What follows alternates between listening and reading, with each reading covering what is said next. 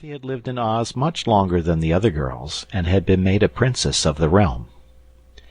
Betsy was a year older than Dorothy, and Trot was a year younger. Yet the three were near enough of an age to become great playmates and to have nice times together. It was while the three were talking together one morning, in Dorothy's room, that Betsy proposed they make a journey into the Munchkin country, which was one of the 4 great countries of the land of Oz, ruled by Ozma. "I've never been there yet," said Betsy Bobbin, "but the Scarecrow once told me it is the prettiest country in all Oz." "I'd like to go too," added Trot. "All right," said Dorothy.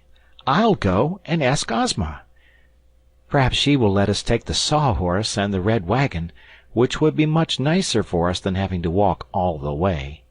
This land of Oz is a pretty big place when you get to all the edges of it." So she jumped up and went along the halls of the splendid palace until she came to the royal suite, which filled all the front of the second floor. In a little waiting room sat Ozma's maid, Jellia Jamb, who was busily sewing. "Is Ozma up yet?" inquired Dorothy.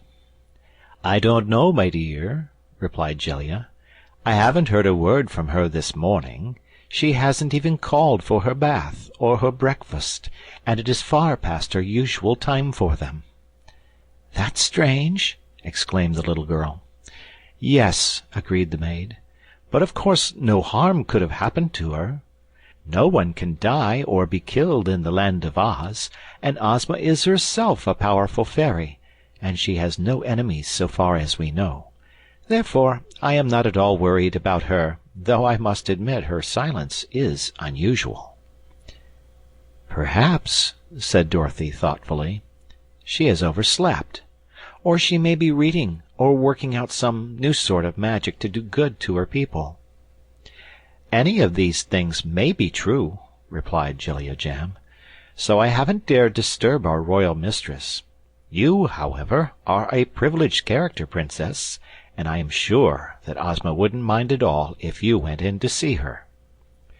"Of course not," said Dorothy, and opening the door of the outer chamber, she went in. All was still here. She walked into another room, which was Ozma's boudoir, and then, pushing back a heavy drapery richly broidered with threads of pure gold, the girl entered the sleeping room of the fairy ruler of Oz. The bed of ivory and gold was vacant.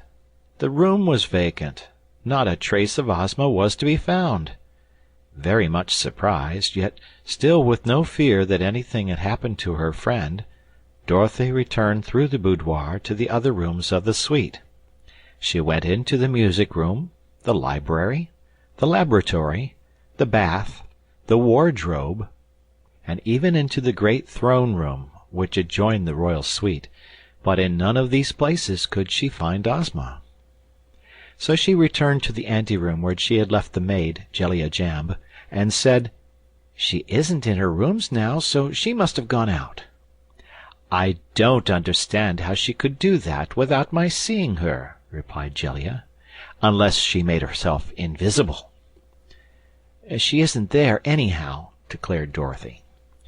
"Then let us go find her," suggested the maid, who appeared to be a little uneasy. So they went into the corridors, and there Dorothy almost stumbled over a queer girl who was dancing lightly along the passage. "Stop a minute, Scraps," she called. "Have you seen Ozma this morning?" "Not I," replied the queer girl, dancing nearer.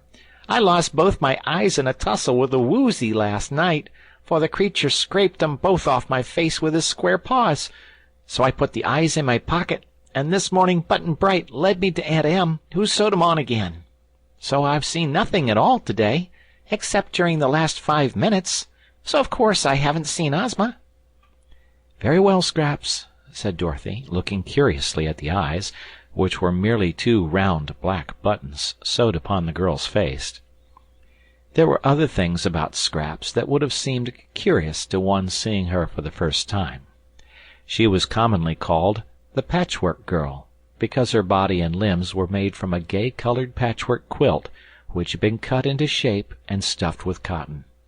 Her head was a round ball stuffed in the same manner and fastened to her shoulders.